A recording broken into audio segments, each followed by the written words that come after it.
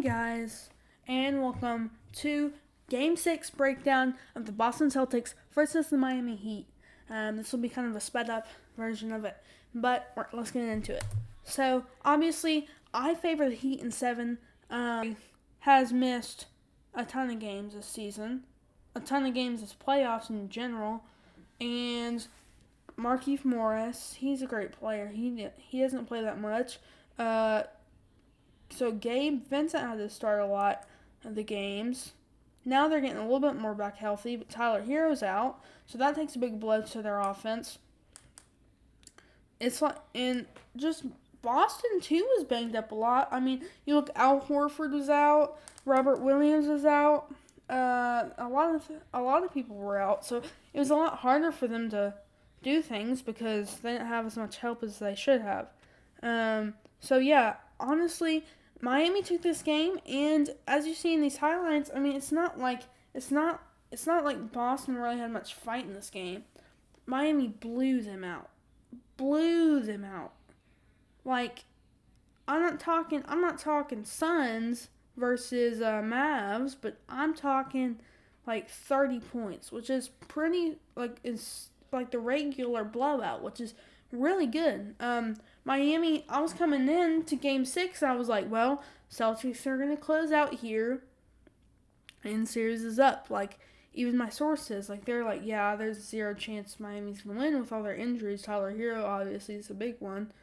And so, Celtics are going to win, close this out. And even as you look at BPI, it was like, I think it was like 90 to 10%, and Miami just comes in again, underdog, wins again. So they always have had those diamonds in the rough, though. It's not like they've never fought back from a series loss. They always find a way to get back in it. Rather, even if it's a lost series, they always figure out a way to make it interesting.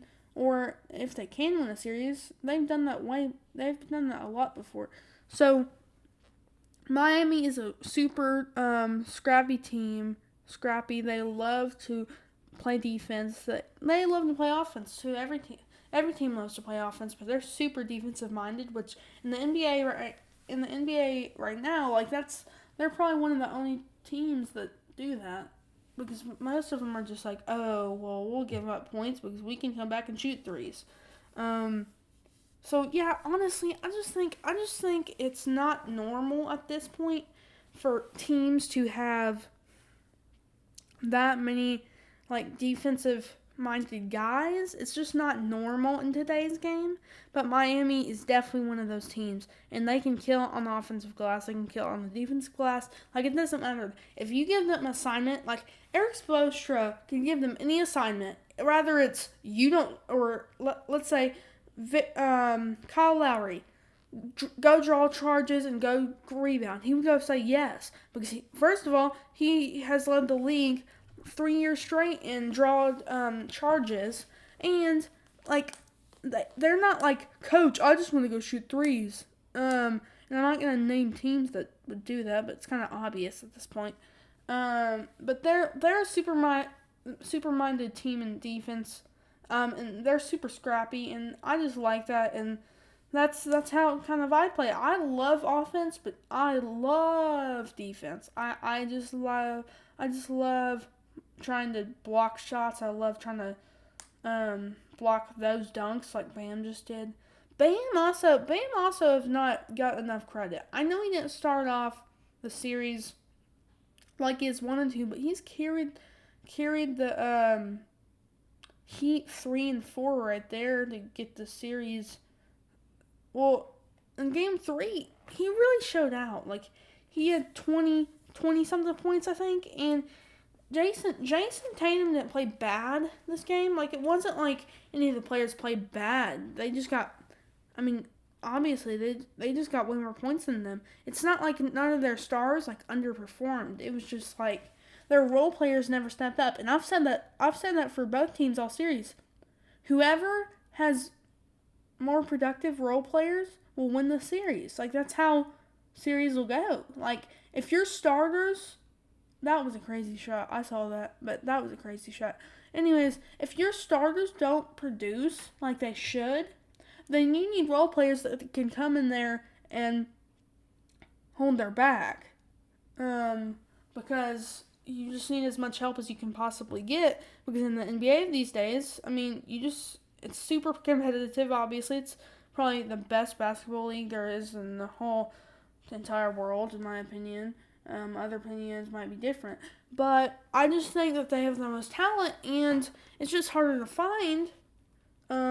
It's just harder to win games, obviously, when you're like NFL, probably hardest football league, MLB, hardest baseball league.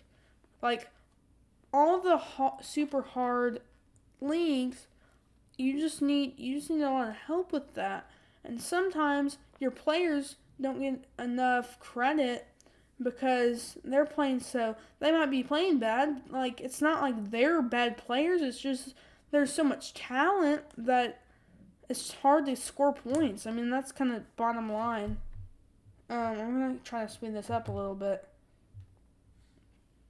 But at this point, the game, they did come back a little bit, but Miami kind of closed them out at the end here. Al Horford also in this series has been super underrated. He has scored a lot of points for them and produced a lot for them. So he was super underrated in the series too. Boston, I mean, they looked like they were going to win the series and go on to the finals. Well, Kyle Lowry said no. And he said, "You're not punching your ticket yet." So Miami comes back. Jimmy Bucket says, "I'll just take it to the rack." Buckets and one. And so, I mean, it looked like all Celtics after that timeout, they looked like, "Oh, we're going to the finals." Well, PJ Tucker said, "I'm playing defense." And then he said, "We're getting those rebounds. Jason Tatum, buckets." But at this point, the game was pretty close. And after looking at the score, this was a crazy shot. After looking at the score, it was kind of not telling because I think Boston scored, I mean, it was just a great game for Miami, and now they can go into a game 7, which hopefully they win. So both my predictions are right. This is the box scores. Thank you to NBA Highlights. This is his video, but like as you can see in this box score, I mean Jimmy had 47, and that's the big takeaway. Bam didn't play that well, but Kyle Lowry and Strus picked him up. With 18 and 13, they just played really well together, and it just really helped them. They combined for 31 points. No one really played off the bench that well. I'm surprised that Yurtseven didn't play at all. I think he was super underrated in this whole season. I don't think he should have won the Rookie of the Year, but I think he was super underrated.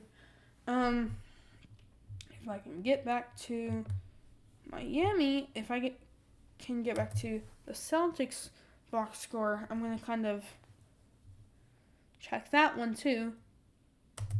Okay, so here's the Celtics one. Tatum had 30, and Brown had 20, so that's 50 points right there. And then you also get 12 and 14 from Smart and Robert Williams.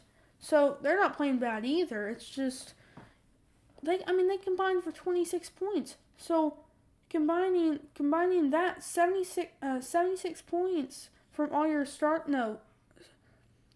79 points from all your starters. So like that's not bad. And even Derek White came in, scored 22 points. So it's not like your team played bad. It's just they scored more points than you. If you went for 2, they went for 3. If you got 2 free throws, then they'll go for the extra. They'll always one up you. They'll always up you in general. They just found more points in the basket to that game. So that's my take on that game, and see you guys later. Peace.